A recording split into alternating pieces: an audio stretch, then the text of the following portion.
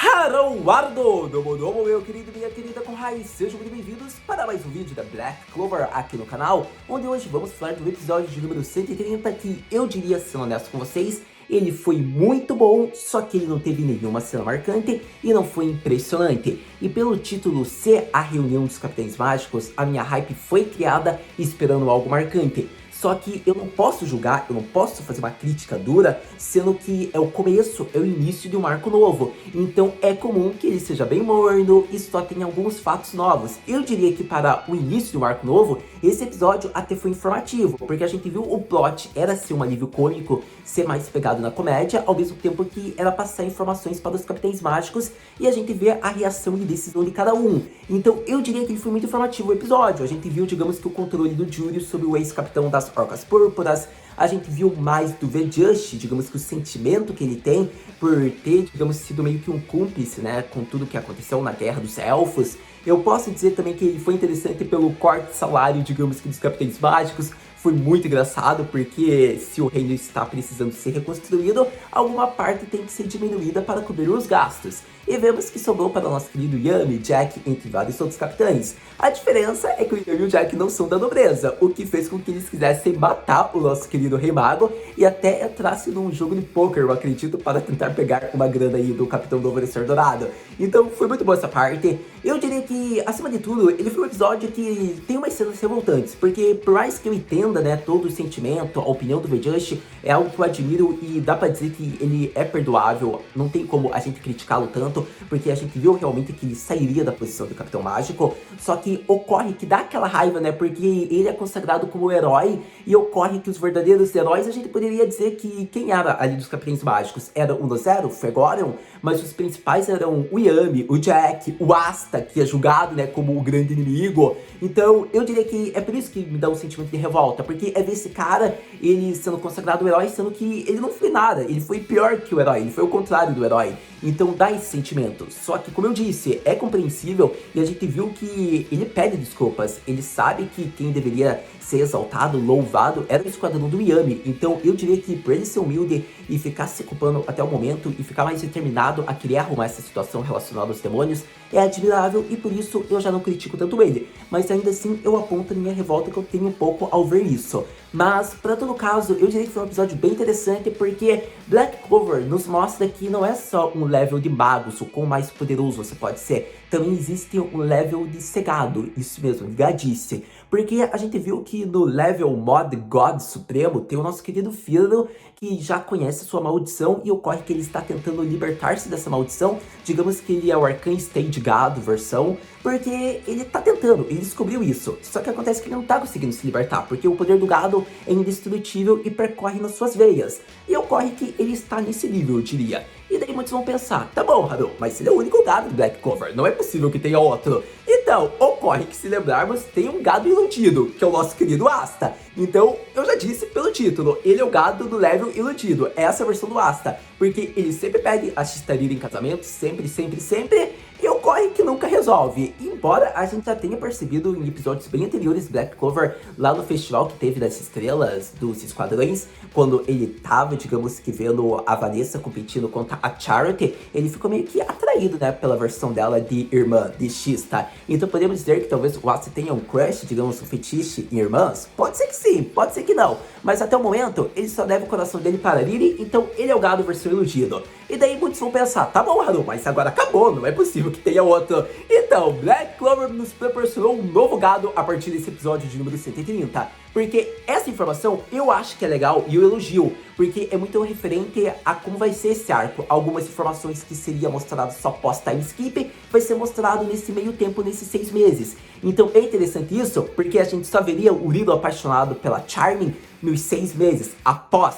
E ocorre que eles preferiram mostrar já por conta de que não teria sentido mostrar esse personagem sem mostrar, digamos, que o sentimento que ele tá sentindo agora. Ficaria meio que esquisito se mostrasse depois ele apaixonado e ele aparecesse agora e tivesse super comum. Então ocorre que se ele aparecer antes do time skip, vão mostrar ele apaixonado. E foi legal ver, porque assim eu acho que fica mais coerente para a obra. Digamos que depois do time skip, a gente vê que ele continua apaixonado, só que ele agora tá com a personalidade comum, né, dele, de agir com seus companheiros. Só que no momento atual, ele é aquele personagem, aquela pessoa toda boba, apaixonada, aérea, que não para de pensar na pessoa que tá traída. Então eu diria que o nosso querido Riro, ele tá no modo gado 1. Eu acho que é esse o level. Se você tiver um outro título, você pode colocar nos comentários.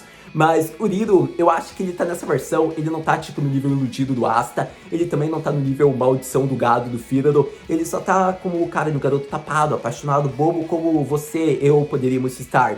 Então eu acho que tá muito engraçado porque o servo dele, né, o subordinado, o mordomo, fala: que orgulho, se você visse isto, mestra, o nosso querido Riro está crescendo e virando um homem a cada dia que passa. Porque realmente, pra você virar um homem, pelo jeito você tem que ser gado um pouco, não é mesmo? Aquele garoto bobo apaixonado. Mas, pra todo caso, eu acho que foi engraçado, deveria ressaltar os níveis de gadice que Black Clover nos proporciona, não é mesmo? Mas, então, eu acredito que para ressaltar mais um pouco do que eu achei do episódio aqui, a impressão que eu tive, foi muito engraçado ver a nossa querida Charity, vocês sabem, é uma das minhas waifus favoritas, então ver, digamos que a relação dela do ladinho do Yami, a conversa deles, foi muito fofinha, muito bonitinha, é aquela cena básica de quem shippa Yami e Charity tem que ter quando eles estão juntos. Para todo caso, acredito que isso e muito mais teve no episódio de Black Clover. Agora eu vou ressaltar alguns pontos que foram relevantes, algumas partes que eu gostei, algumas partes que não foram tão relevantes e algumas cenas que foram meio marcantes. Mas para todo caso, vamos logo falar sobre Black Clover e seu episódio mais recente, episódio de número 130, que fica conhecido como a reunião dos Capitães Mágicos. Começando a falar sobre alguns pontos do episódio, eu diria que vamos ao mais relevante, né, que é a reunião dos Capitães Mágicos, o surgimento dos heróis, a aparição após toda a encrenca do Byakuya, dos elfos, do demônio no reino de Clover. Então, para mostrar aos cidadãos, né, que estão em tempo de reconstrução que está tudo bem, os heróis surgem, e entre eles é os Capitães Mágicos, junto do lendário Rei Mago, que teve ferimentos graves, mas está bem, está na sua pose ali, dando oi pra todo mundo, e tem o desgraçado lá daquele rei que eu não sei porque não morreu lá no Marco dos Elfos, lá o Kira. Então, sendo honesto com vocês, falando de uma parte que eu gostei, porque quando começou essa parte, digamos que da aparição dos heróis, eu já tava meio pistola por conta de que eles consagram o V-Just como herói, sendo que eles não sabem nada do que ocorreu realmente. Então eu tava pistola, mas eu já disse pra vocês que eu compreendo tudo que foi apresentado. Só que daí ocorre que a gente viu que tem informações relevantes. A gente viu, por exemplo, o Fregorion, ele voltou, digamos que para a posição de Capitão Mágico. E isso é interessante porque já era aquela dúvida, o que vai acontecer com a Mereoreona, onde ela irá treinar, porque provavelmente ela vai proteger o reino contra a ameaça de Spade, quem sabe a pedido do Rei Mago, não é mesmo? Então já fica aquele ponto que a gente deve ficar pensando, o que vai acontecer com ela? Para todo caso, tá aí a dúvida, não é mesmo? Então, a gente viu também que é só isso que tem de relevante, porque depois as outras partes são a aparição dos Capitães Mágicos. A gente viu a Charity pensando: cadê o Yami? Cadê o Yami? Cadê o Yami? Cadê o Yami? Poxa, por que o Yami atrasou? Logo num dia importante, cadê o Yami? Cadê aquele desgraçado do Jack também? Mas cadê o Yami? tipo, era aquela tsundere fofa. A gente viu os outros capitães, o capitão com a trancinha, o nosso querido Nozero. A gente vê que o Fregorion, ele está sendo bem elogiado, né, por estar com o espírito de salamandra. Vemos a linda, maravilhosa, perfeita da Dorothy, com os olhos lindos dela, né, com a personalidade carismática, falando: oi gente, que era tipo isso. A gente viu o level 1 gado, então tipo, foi legal, foi a aparição de todos os capitães pra mostrar que tá tudo bem. Mas pra todo caso, a parte que me irritou foi ter visto lá o chato do rei, ele fazendo o discurso dele, porque pra mim, que cara insuportável. Eu digo mais uma vez, ele deveria ter morrido antes. Eu espero que na invasão de Spade que ocorra mortes como a desse rei, porque é um personagem insuportável, e esse é o tipo de personagem que o Tabata CC não vai matar, e isso me deixa triste, porque eu queria ver esse rei morto, e infelizmente provavelmente não vai acontecer. Então chega a ser triste isso, porque é um dos personagens que eu mais não suporto em Black Clover. Mas pra todo caso, só deixando o desabafo aqui, a gente viu que ele fez o discurso dele, todo chato, mas eu acho que foi interessante essa parte, porque ele é muito burro, a gente percebeu isso. Porque, basicamente, ele não conseguiu reparar no disfarce do Rei Mago fake. A gente viu que aquele Owen lá, que é o médico responsável que curou o Fígado lá no Mahou Shiken. Foi interessante isso, porque a gente viu que o Rei Mago fala que ele não pode aparecer diante do povo nessa forma criança, e ocorre que o rei, né, não pode saber também da identidade dele, o que ocorreu. Então ocorre que eles literalmente vão enganar todo mundo, e só pessoas próximas, como os esquadrões mágicos, capitães mágicos, vai saber realmente do estado do Rei Mago. Então a gente viu que foi muito fácil de enganar. E é muito engraçado porque o Owen, ele tava toda daquela cena ali e ele não sabia o que fazia, porque ele não pode sair muito do papel do Rei Mago. Então a gente viu que o V-Just, né, tomou a liderança de tudo. Digamos que ele mostra ser o representante, como se fosse um futuro Rei Mago, porque porque ele apresenta tudo, ele faz um discurso, ele fala que o Rei Mago não vai poder falar hoje, ele dá conselhos lá pro Kira falar um discurso breve, mas necessário, que ele seja piedoso com o público. Então foi bem, digamos, aquela fala de quem é mediador. Eu deveria dizer que o Verjust, ele foi magnífico na forma como ele conduziu toda a situação. Assim, eu elogio a primeira parte aqui da reunião dos Capitães Mágicos, mas acredito que tendo resolvido essa parte, você sabe que é todo aquele clichê, digamos que o rei faz o discurso, depois ele sai, ninguém gosta, porque ninguém suporta o rei, até mesmo no reino.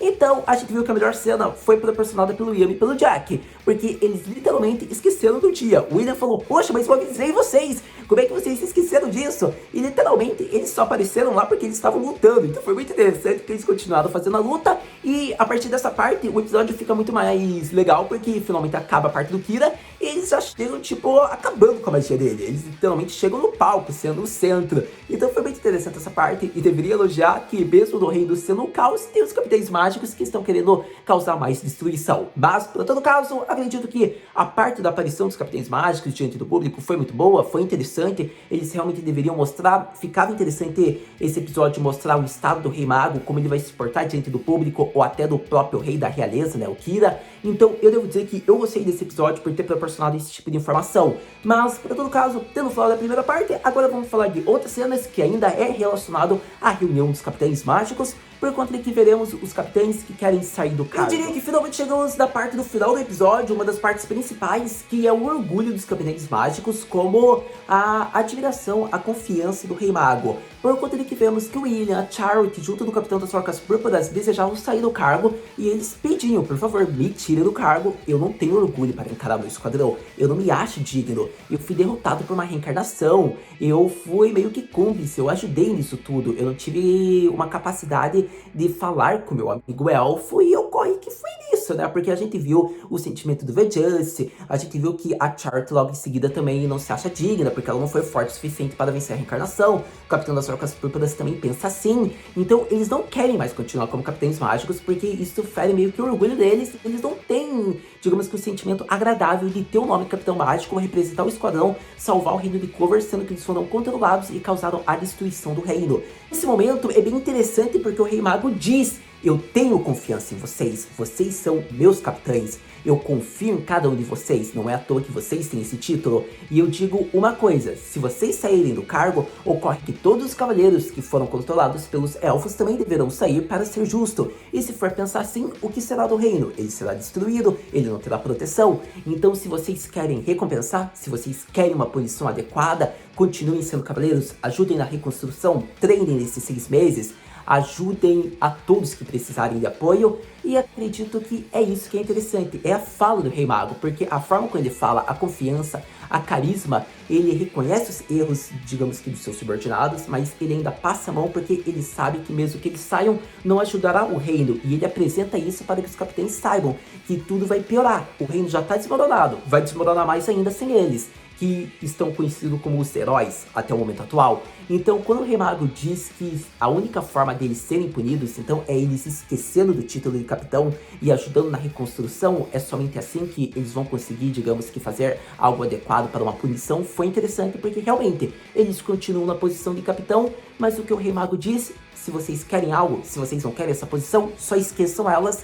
e continuem ajudando no reino, no esquadrão de vocês. Então eu diria que foi uma fala muito de alguém que passa confiança, digamos que de um rei supremo mesmo, do comandante. Eu gostei porque o Rei Mago, digamos que sabe todos os erros, ele sabe tudo o que aconteceu, ele também não pode ajudar porque ele foi morto, e ocorre que ele passa, digamos que uma ajuda, ele meio que aconselha como os capitães deveriam se portar nesse momento atual. Então foi bem interessante isso. Eu diria que a fala da Dorothy, tipo, ela tá pouco ligando, mas ela não sai da posição dela, só se for uma ordem, foi engraçada. A gente vê que, tirando ela, tem o Liro, mas o Liro tá pouco ligando por ele nem ia nessa reunião. Se a Charm tivesse ligado pra ele, provavelmente ele tinha ido pra casa da Charm, lá pro QG dos Solos Negros, porque, se duvidar, esse garoto só tava pensando nela aquela reunião o tempo inteiro. Mas, para todo caso, eu diria que foi mais isso de relevante, eu deveria falar com vocês, foi uma cena bem rápida, mas importante e impactante. A gente vê daí que teve a cena, né, pra concluir, onde aparece o Damakio, o Yami já saca a katana dele